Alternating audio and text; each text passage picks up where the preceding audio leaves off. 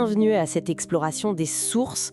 Aujourd'hui, on plonge dans un sujet un peu contre-intuitif, l'ennui. Ah oui, l'ennui. On a sous les yeux plusieurs articles, Harvard Business Review, Psychology Today, BBC Culture, Mayo Clinic, et puis des extraits de livres aussi. Et tous explorent une idée assez étonnante. Et si s'ennuyer, c'était pas juste normal, mais carrément essentiel pour être créatif. Notre mission, si on veut, c'est d'aller chercher les pépites là-dedans pour comprendre pourquoi cet état, qu'on n'aime pas trop en général, pourrait être une clé pour l'innovation et même pour le bien-être. Alors on y va ? Oui, tout à fait. Ce qui ressort de ce document, c'est vraiment une vision de l'ennui, pas comme un vide à combler à tout prix, quoi. Plutôt comme un état cognitif qui peut être très très riche. Riche, carrément. Oui, et le paradoxe que ça soulève, c'est que notre culture, hyper connectée, toujours dans l'action, nous priverait peut-être d'une ressource mentale fondamentale. Justement, les sources insistent là-dessus, l'ennui est mal compris. On le voit comme inutile, une perte de temps. C'est ça. Et dès qu'on a une seconde, hop, on dégaine nos écrans, les notifications. C'est un réflexe, quasi pavlovien. On est tellement poussé à être toujours productif, toujours on. Oui, Du coup, l'ennui, c'est vécu un peu comme un échec, un bug dans le système. alors que justement, ces textes suggèrent que c'est peut-être tout l'inverse. Et c'est là, je trouve, que ça devient vraiment intéressant. J'ai noté dans la Harvard Business Review, il parle de vagabondage mental. L'ennui déclencherait ça. Alors, le vagabondage mental, c'est ce moment où notre attention elle n'est plus fixée sur une tâche externe précise. L'esprit commence à flotter, si on veut. Il fait des liens spontanément entre différentes idées, des souvenirs, des projets, des choses parfois très éloignées les unes des autres. Et ça, les sources le disent, c'est un terreau hyper fertile pour l'innovation, pour la résolution créative de problèmes. D'accord. En fait, quand le cerveau est libéré de ces sollicitations constantes, il active ce que les neuroscientifiques appellent son réseau par défaut. Le réseau par défaut. C'est un peu comme un mode veille, mais un mode veille actif en fait. C'est une excellente image, oui. C'est pas du tout un état d'arrêt, c'est une forme de fonctionnement différente et cruciale. D'ailleurs, plusieurs sources font le parallèle avec le repos musculaire. Ah oui, Oui, le repos musculaire est indispensable après l'effort physique, non ? Là, c'est pareil pour le cerveau. Sans ces moments où on le laisse un peu décrocher des tâches externes, nos ressources cognitives, elles s'épuisent. logique. Et ça finit par nuire à notre capacité à penser clairement, et surtout, de manière originale. C'est fascinant, hein. Et cette idée que l'inactivité nourrit la créativité, c'est pas juste de la théorie, j'imagine.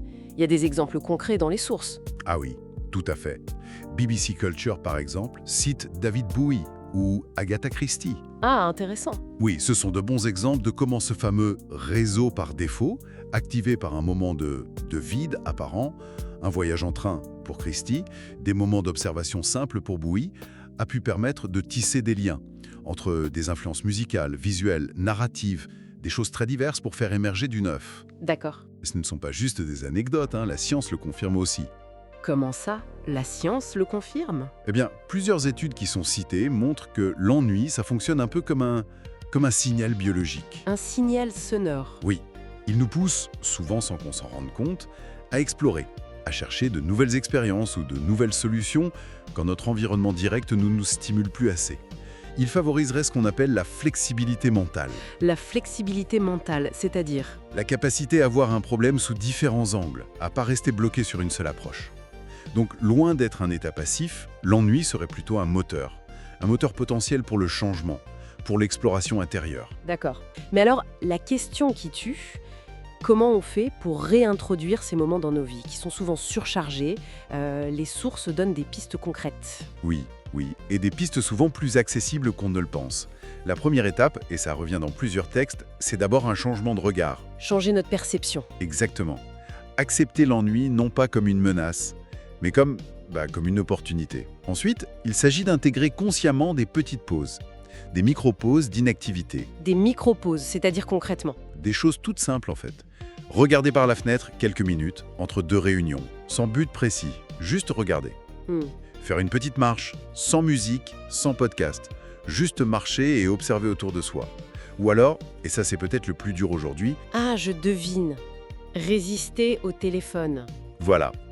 Résister à l'envie de sortir son téléphone dès qu'on a 2 minutes d'attente. Et simplement, laisser son esprit flotter, divaguer un peu. C'est presque un acte militant aujourd'hui, ça. D'une certaine manière, oui. Une petite rébellion pour notre propre bien cognitif.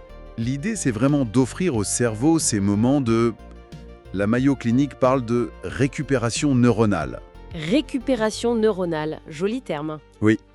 En gros, c'est donner une chance aux neurones de se remettre un peu de la fatigue liée à l'attention constante, de consolider les infos, de laisser les idées infuser tranquillement. Donc si on résume un peu tout ça, ces différentes sources nous invitent vraiment à reconsidérer l'ennui, profondément. Loin d'être une perte de temps ou un défaut, il pourrait être un allié stratégique, même pour booster notre créativité et puis protéger notre équilibre mental face à toutes ces sollicitations. C'est tout à fait ça, exactement. Et ça nous laisse avec une question importante, je pense. Une question à méditer qui est soulevée un peu en filigrane par toutes ces lectures. Oui. Dans notre course effrénée à l'optimisation, à la productivité, à la stimulation permanente, est-ce qu'on n'a pas un peu oublié que les idées les plus riches, les intuitions les plus fertiles, elles naissent peut-être moins dans l'agitation que dans le calme. Dans le calme apparent de ces moments où justement on a l'impression de ne rien faire,